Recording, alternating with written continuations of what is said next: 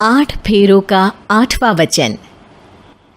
स्वाति ने इसी साल शहर की कॉलेज से पढ़ाई पूरी की है और अब उसके लिए जगह जगह से रिश्ते आने लगे हैं। स्वाति से ज़्यादा उसके रिश्तेदारों को उसकी शादी की चिंता है, इसीलिए जो भी स्वाति के घर आता वो किसी नए लड़के की खबर ज़रूर ले आता। अरे दीदी, ये फोटो देख के बताओ कैसा है। राहुल नाम है लड़के का, मेरी सहेली की बहन का बेटा है। अपनी स्वाति के साथ एकदम प्यारी जोड़ी लगेगी इसकी। ज़रा दिखाना, फोटो तो बढ़िया लग रहा है। कोई गलत आदत वादत तो नहीं है ना इसे? और कमाता कितना है? अरे कोई गलत आदत नहीं है दीदी, आप कहो तो एक मीटिंग करवा देती हूँ, फिर सब कुछ फाइनल कर लेना। हाँ, ये सही कह रही हो तुम। संडे को स्वाति के पापा भी घर पे ही रहेंगे। बुआ फिर वहाँ से चली जाती है और रात को स्वाति की माँ उससे कहती है, स्वाति बेटा, आज कमला बुआ ने एक लड़के की फ़ोटो दिखाई है। संडे को वो लोग मिलने आ रहे हैं, तैयार हो ना तुम बेटा। अरे मम्मी, आप कहाँ कमला बुआ के चक्कर में आ जाती हो? अभी इतनी जल्दी कोई शादी वादी नहीं करनी है मुझे। अरे बेटा, अच्छा लड़का है, बुआ जानती है उसे अच्छे से। हाँ स्वाति बेटा, एक बार मिल तो लो, बाद में देखेंगे आगे क्या करना है। वैसे तो कमला रिश्ता लाई है तो मना करने का तो कोई सवाल ही नहीं उठता। संडे की सुबह होती है और कमला बुआ राहुल और उसके मम्मी पापा को लेकर स्वाति के घर आती है। अरे आइए आइए भाभी, इसे अपना ही घर समझिए, इनसे मिलिए। ये मेरे भैया और ये मेरी भाभी हैं। नमस्ते भाभी जी, ये है हमारा लड़का राहुल, सरकारी नौकरी की तैयारी कर रहा है ये। वैसे आपकी बेटी कहाँ है? अरे स्वाति बेटा, बाहर आ जाओ। वैसे कितनी पढ़ाई की है स्वाति ने? जी, पोस्ट ग्रेजुएट है हमारी बेटी साइंस में। ये सब तो ठीक है, पर घर संभालना जानती है या नहीं? हमें कौन सी इससे नौकरी करवानी है, नौकरी तो मेरा बेटा करेगा ही।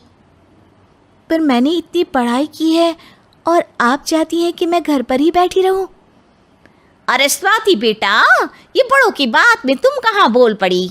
हम सब देख लेंगे क्या करना है क्या नहीं।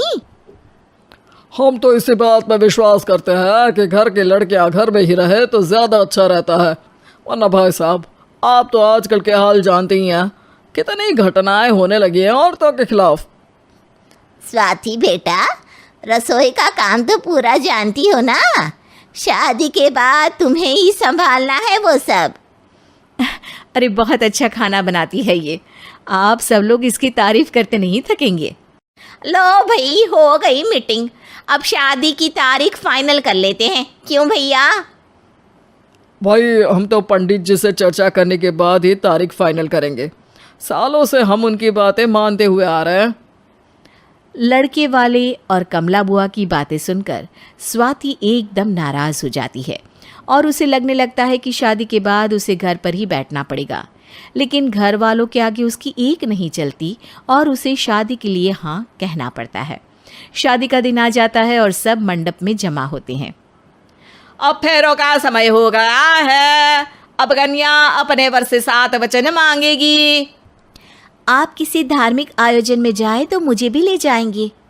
आप मेरे माता पिता का भी बराबरी से सम्मान करेंगे, हमेशा मेरा साथ निभाएंगे। आपको दोनों परिवार की जिम्मेदारियां बखूबी निभानी होगी। हर ज़रूरी बात में मेरी भी राय लेंगे। आप सभी गलत आदतों से दूर रहेंगे। आप मेरे अलावा किसी और औरत से कोई गलत संबंध नहीं बांधेंगे।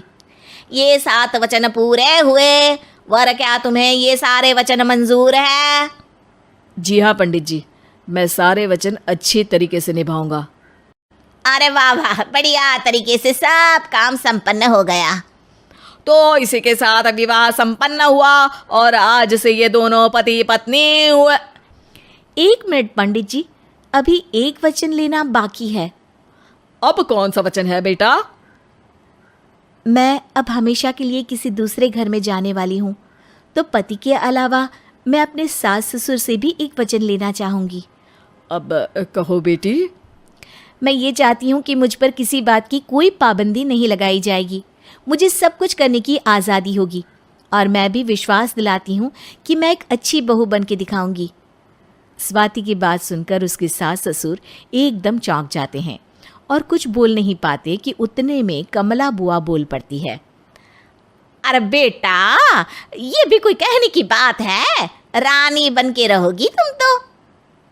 वचन देने से पहले सोच लीजिए, क्योंकि शास्त्रों में वचन ना निभाने वालों के लिए नरक से भी बदतर सजा लिखी है। स्वाति की चालाकी से वहाँ मौजूद सब लोग प्रभावित हो जाते हैं और लोगों में बदनामी ना हो जाए, इस कारण स्वाति के सास ससुर को उसे वचन देना पड़ता है। अरे कैसी अपशकुन वाली बातें कर रहे हैं आप पंडित जी। हमें मंजूर है बेटा तुम्हारी शर्त। स्वाति अपनी समझदारी से अपनी बात अपने ससुराल वालों से मनवा लेती है और खुशी खुशी राहुल से शादी कर लेती है।